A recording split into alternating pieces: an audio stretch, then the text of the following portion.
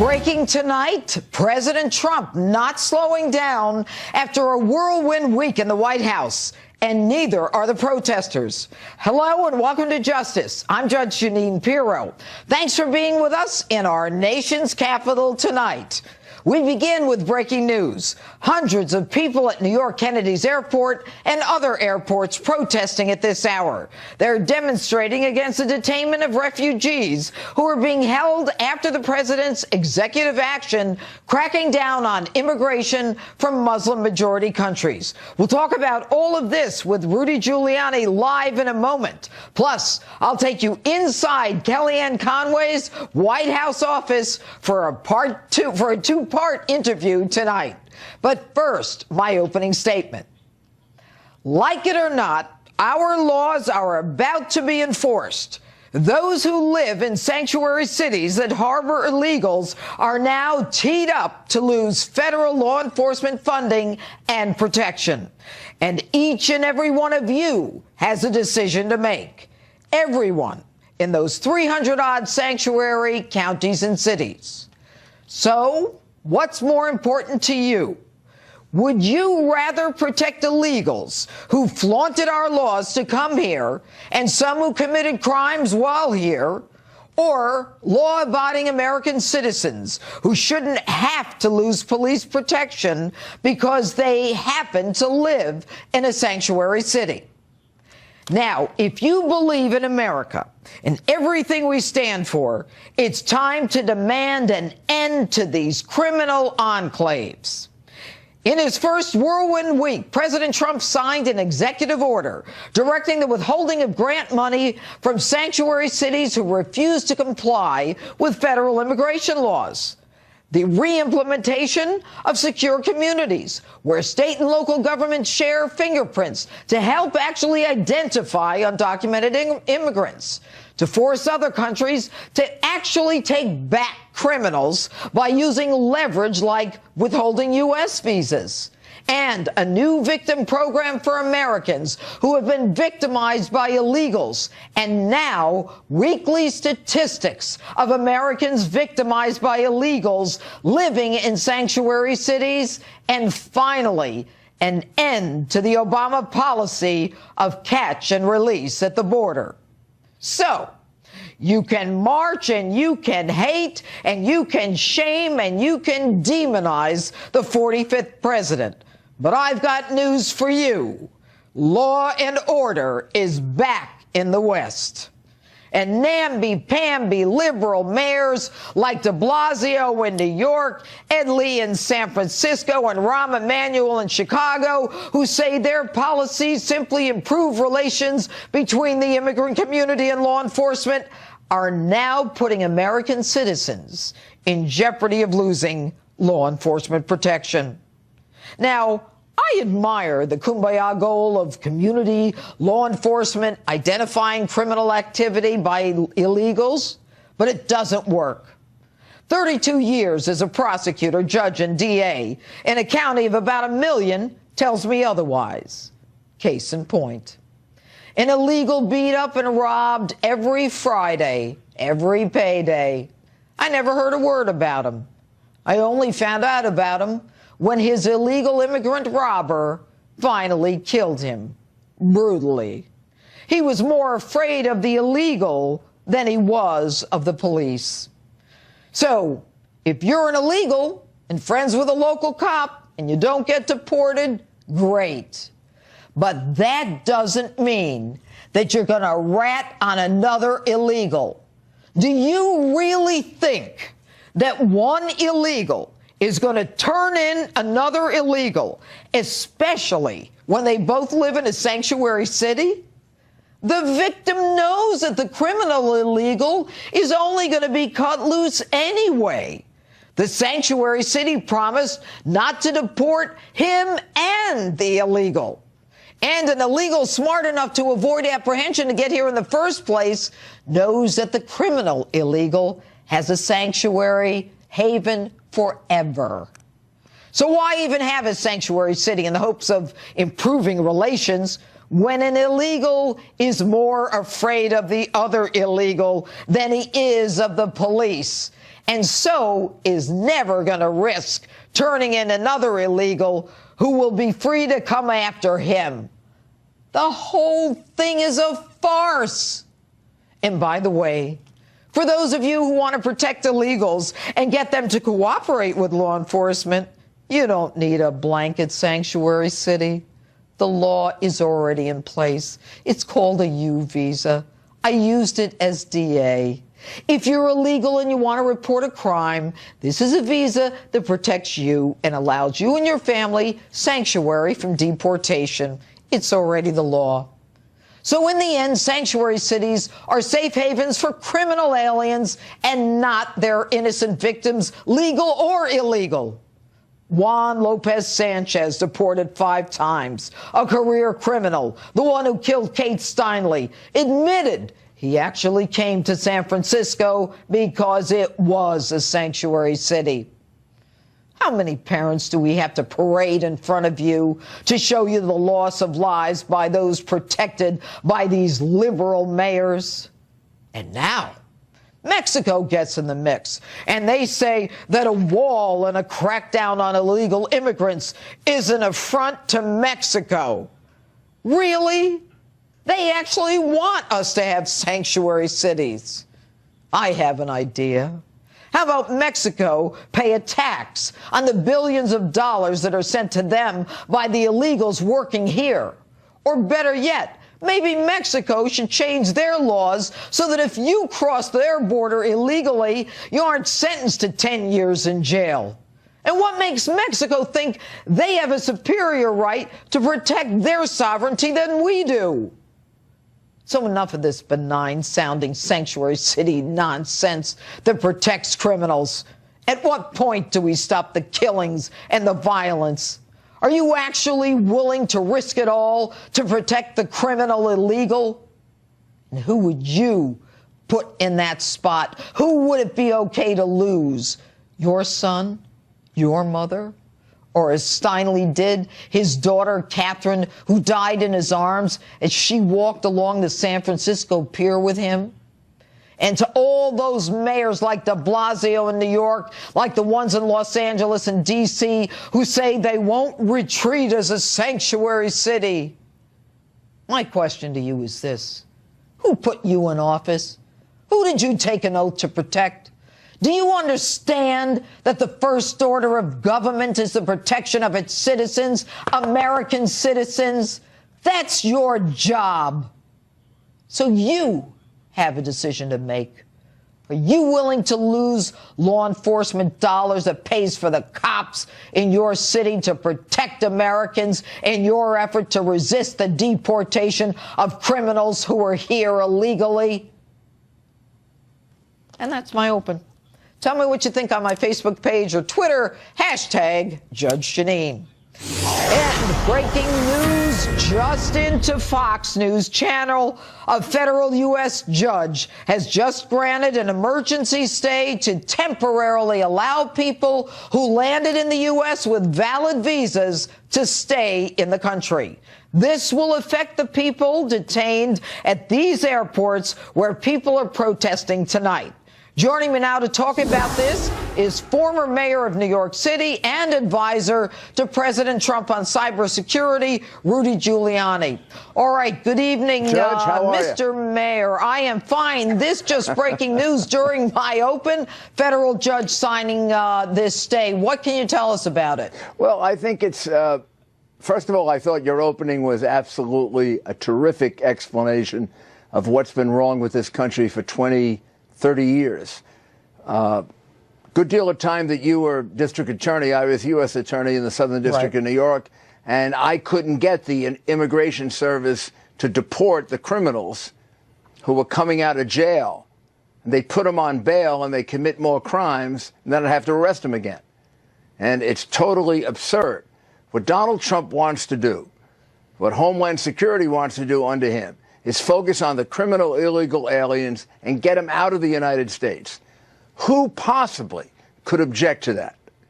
I have no idea what these mayors are thinking about. I don't know what they're thinking about either. And I had the same problem. I would seek to have someone deported after they served their jail time. Their country didn't want them, so the United States would say, okay, we'll keep them. Well, then what we should do is, first of all, we should develop detention centers for them. They shouldn't be catch and release. They shouldn't go to jail for 5 years for assault or attempted murder or selling drugs and then go back out on the street. They should go into a detention center. They should be held. Agree. They should be held, and then we should exert all the pressure that we have, which is enormous, by the way, to deport them to the countries where they're supposed to go to.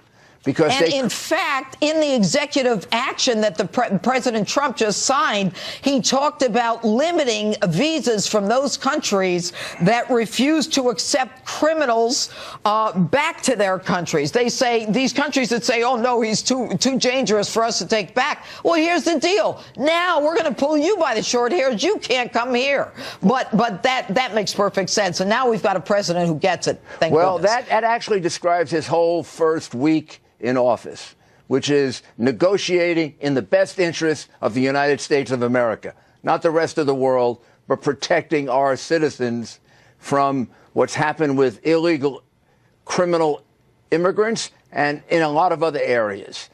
This last week, I think, has been a week where he has done more than Roosevelt did in 100 days.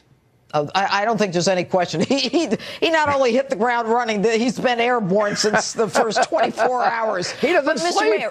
He does. I know this. I know that. He does. We we both know him personally, right? This man doesn't sleep.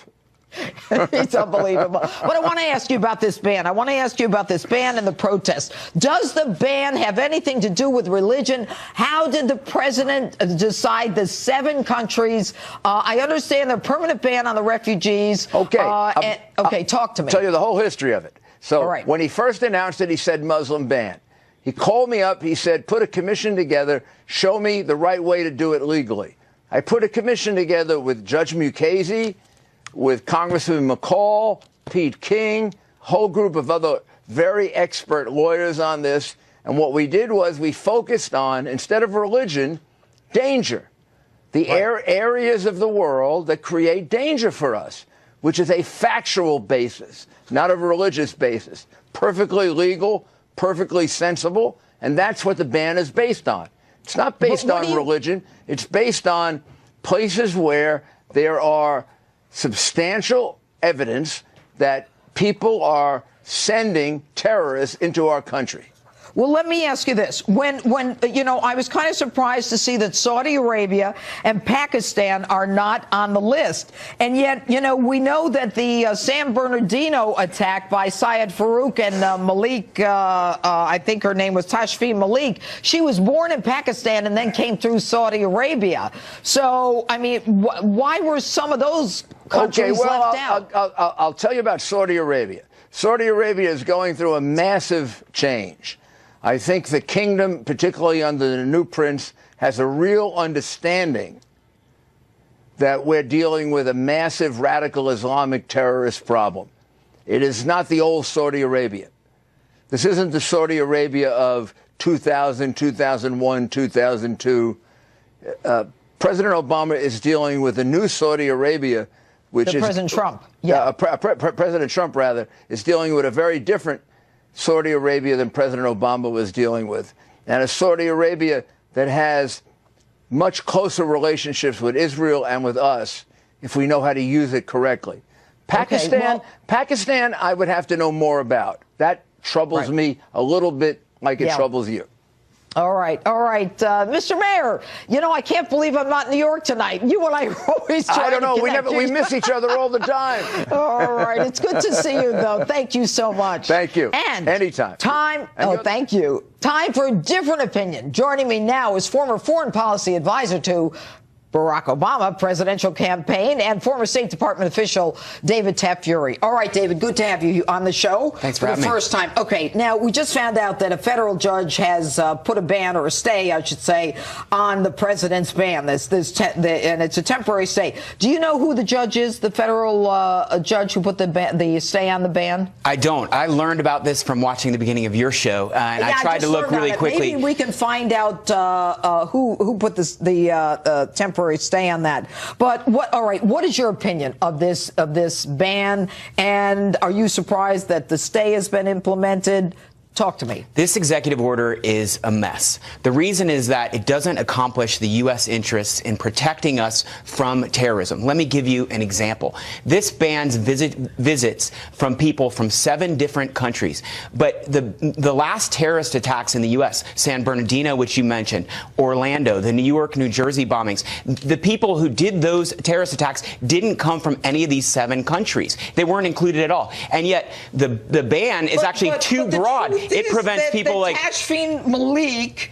Okay, she is from 2 of the countries that were not included. Right. Okay. The San Bernardino, Orlando bombers, they came from Pakistan and Afghanistan. Don't you think that the White House, don't you think that they have some sense of what's going on, that they have intelligence that we don't have, that maybe they have stuff that's more contemporary than you and I have from months ago? We have great people in our intelligence community, great people in the military working on this. My guess is the people that wrote this are not those people. The people who wrote this executive order probably haven't been to the Middle East, don't know that much about the Middle East. They've fashioned an order. Because they've fashioned an order that does not protect us and actually bans huge groups of people who are actually our friends, who we need to support us in the fight against ISIS. Why do you assume that people from Somalia are our friends when, the number, you go to Minnesota, we just had an attack there on Thanksgiving. There's a lot of assaults and a lot of attacks by some of these, but I know what you're saying. All people from Somalia are good people. Of course there are bad people in Somalia. Of course there are bad people in Iraq. But there are good people in Iraq who work with us, who work with the U.S. military. Okay. We've ended a refugee resettlement program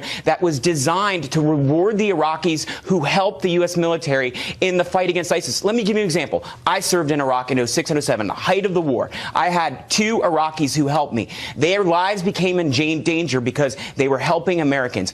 I and others helped them get through the refugee resettlement program. They were resettled here in the U.S. as a reward to their good service and risking their lives and helping us. And they're good, law-abiding citizens now.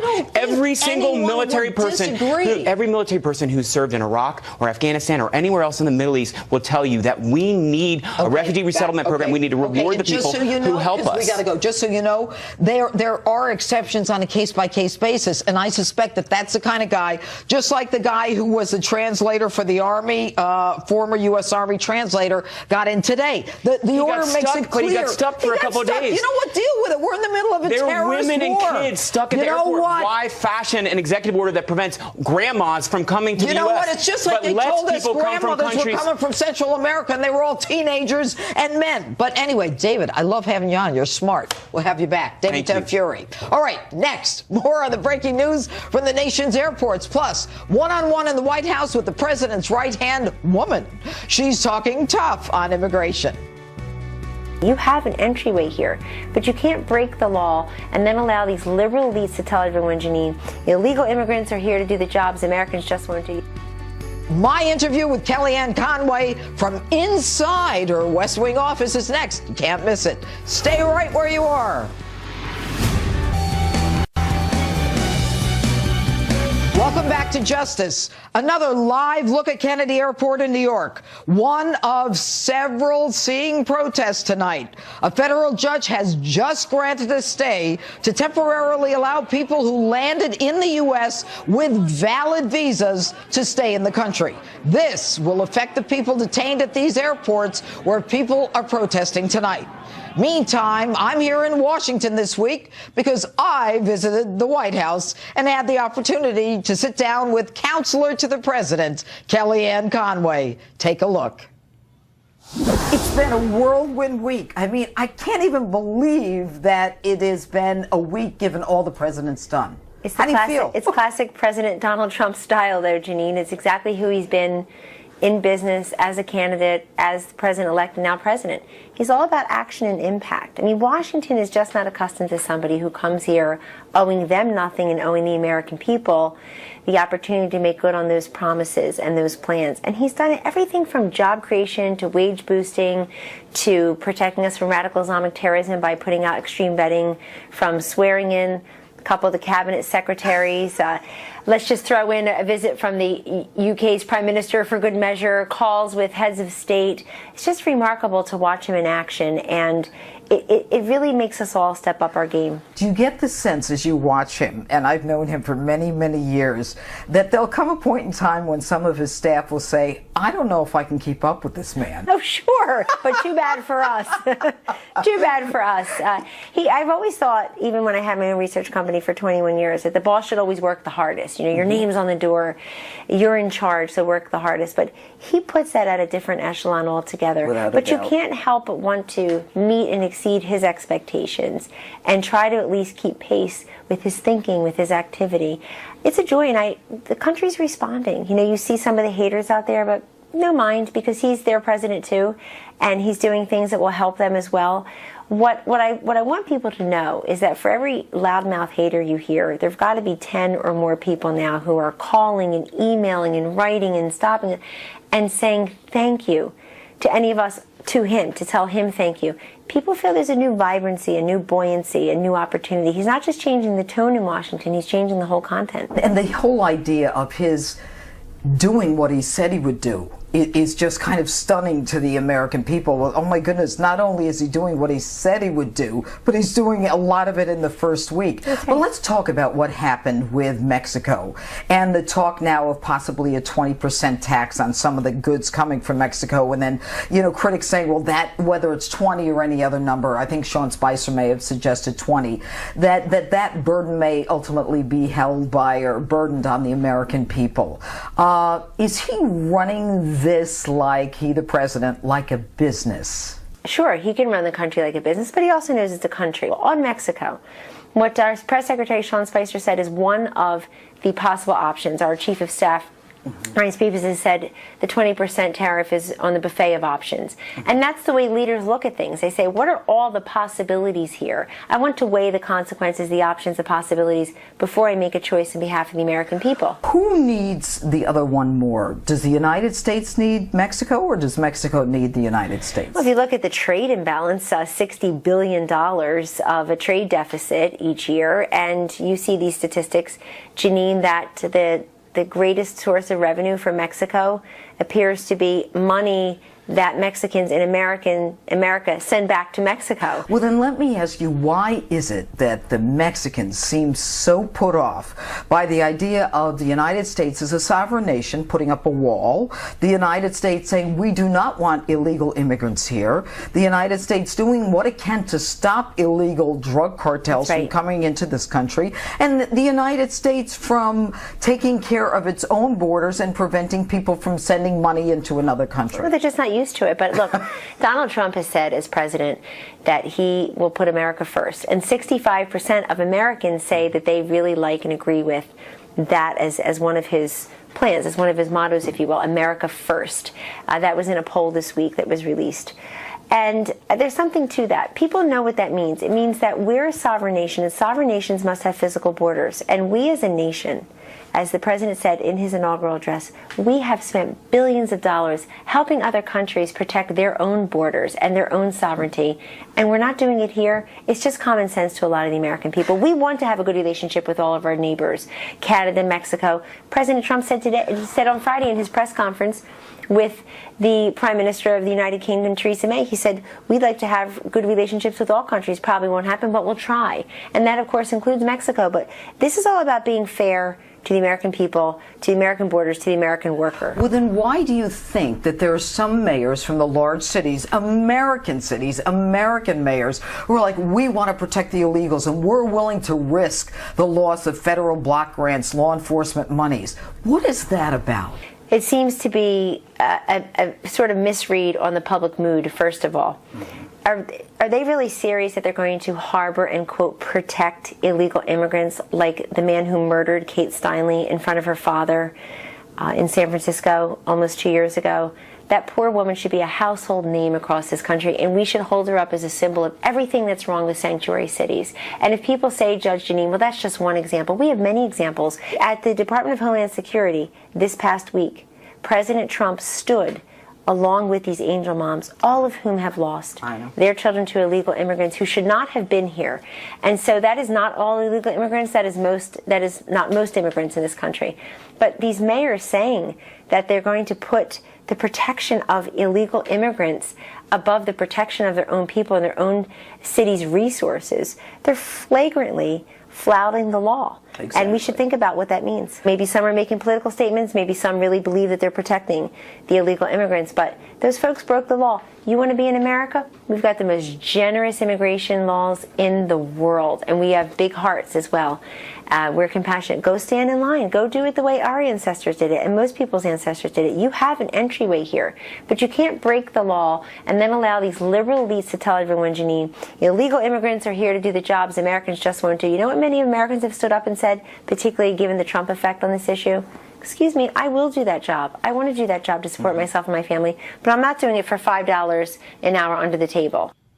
And that's not all. More with Kellyanne Conway coming up. What about your kids? Are you worried about them? I'm a mother. Of course I'm worried about them. I'm an Italian mother. Kellyanne the mother in the public glare. Part 2 of my White House interview is next. You'll even find out who once worked in her White House office. And you're going to be really surprised. Then, my all-star political panel is here to weigh in on the president's actions on extreme vetting and sanctuary cities. You can bet on some fireworks. Stay with us on Justice. Welcome back to Justice. Here's part 2 now of my White House interview with Kellyanne Conway, where we talked about her history-making role in the Trump administration. Kellyanne, the woman. We've heard a lot about White House counsel. You are counselor to the president. Very different.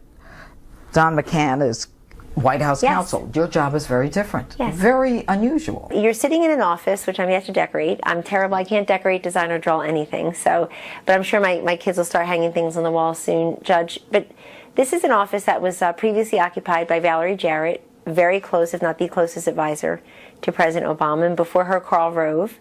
And before that, here's a great piece of trivia, First Lady Hillary Rodham Clinton. Remember, she famously had an office in the West Wing, even though the East Wing is where the First Lady's office is. So the significance of that is that you are very close to the Oval Office.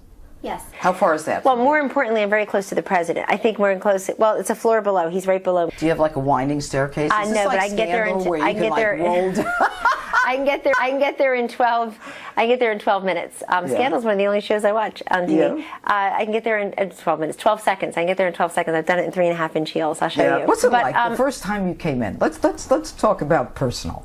First time you came in, did you go, oh my God, this is so history. This is so historical. You do feel the gravity and the enormity, but also the humility that comes with something like this. You know, I was raised by a single mom in a wonderful house of Italian women.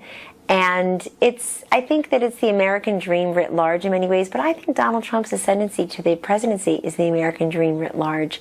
People have been saying for decades, Judge, that we want somebody who's has great experience, but not as a politician and not in government, and they got him. They made good on their self-avowed desire of many years. And for me, it's euphoric, but it's also tremendous responsibility. When I was a DA, I was the first woman DA.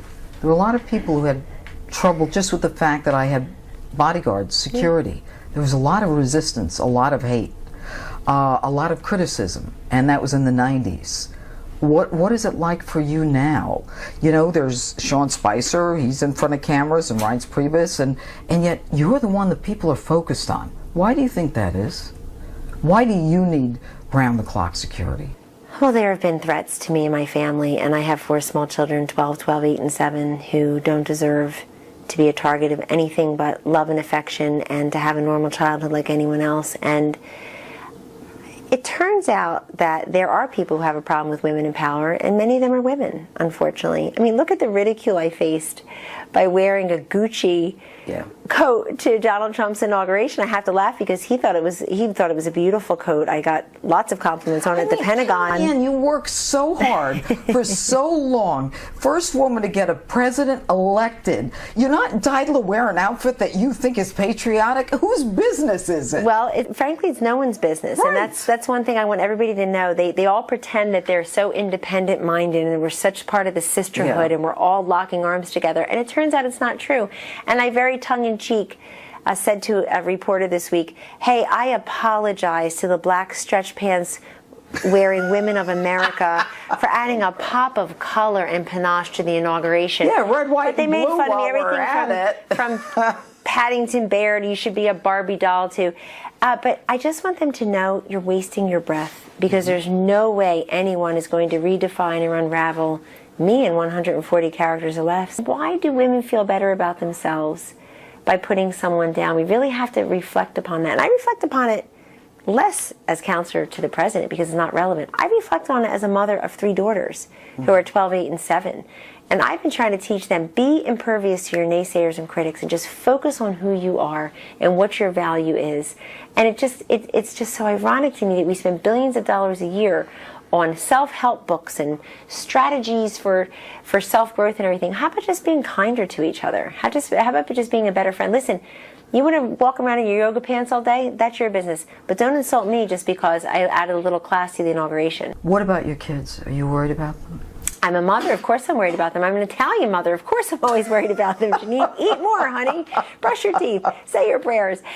I'm worried about them because they are in the spotlight a little bit, even though George and I definitely shield them from that. We don't post pictures of them much anywhere.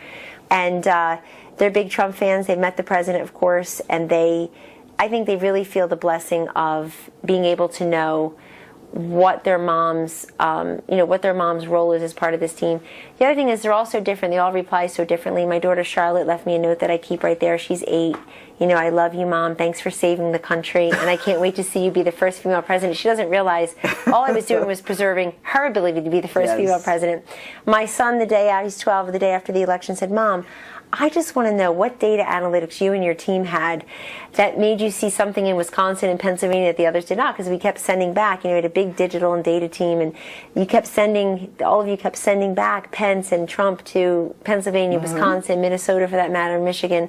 So they've all approached it so differently. I told my daughter Claudia, who said, I don't want to come to Washington, D.C. and be known as Kellyanne Conway's daughter. And I said, if you cure cancer, honey, I'll be known as Claudia Conway's mother. And then, of course, the littlest one, Vanessa, she just thinks it's, I was telling her I was going on PBS or something, and she said, is that the NewsHour show? They're just they know so much more than I did when I was triple their age. Yeah. And so in many ways, it's a gift that way. It is a gift. Kellyanne Conway, you're a gift. Thank you for being with us. Thank you so much. God bless you. Thank you. The same. David Avella and David Goodfriend, my political panel, is next. Time now for the political panel. Here with me in Washington, GOPAC Chairman David Avella and Democratic strategist David Goodfriend. Thank you both for being here. All right, don't have a lot of time, but let's go right to the ban. All right, my understanding is that this is an emergency stay that halts the executive order banning Muslims or banning entry to the U.S. from 7 majority Muslim countries by a federal judge from the Eastern District of New York, that an Obama appointee last year, that is nationwide. That's right. So this is what happens when you do executive orders too fast without getting lawyers to vet them.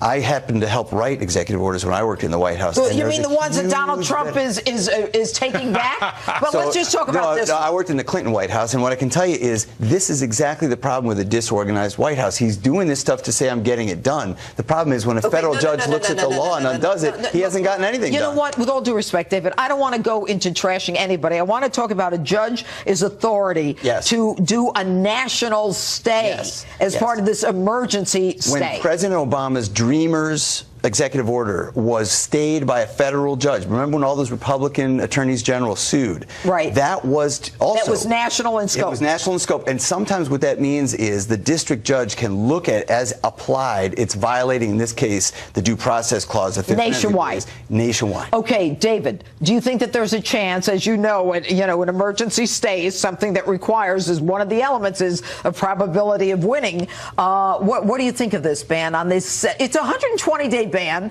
on 7 Muslim majority countries that, for whatever reason, the Trump White House thinks is or possibly a danger, and so these people need to be vetted. That doesn't mean that individuals like this U.S. Army interpreter who was allowed in on a case-by-case basis won't come in.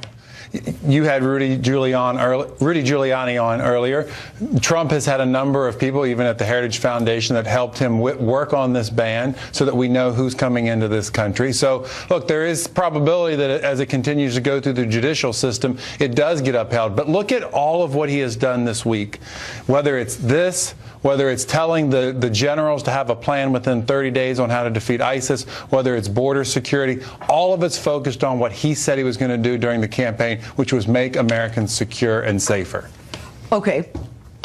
I think it's great that we have courts in this country. I mean, when President Obama overstepped his bounds in the views of conservatives, courts upheld them or didn't. And I think in this case, we all should be very glad that the Constitution has us using courts. They're all going to examine these things in a reasonable way under the Constitution. But historically, presidents have had the ability to ban certain people from entering this country. This is nothing new. No, of course. And the question is whether or not there is a nexus or a reasonable connection between what the president is intending to do. I suspect that there may be in a hearing, possibly a closed-door hearing, a nexus that the Trump administration may have to show between why this country and why this extreme vetting. And as you asked Rudy Giuliani, why not Pakistan? Why not Saudi Arabia? Look, I think we're dancing around a bigger problem. And I think maybe you and I can even agree on this one.